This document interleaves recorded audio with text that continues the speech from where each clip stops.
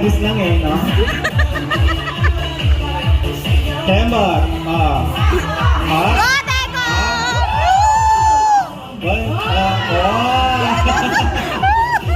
Talaga naman.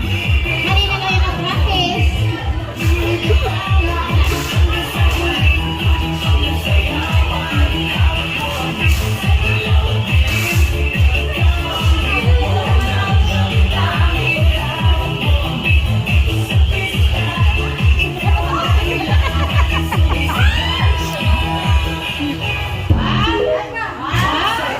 Galing ah!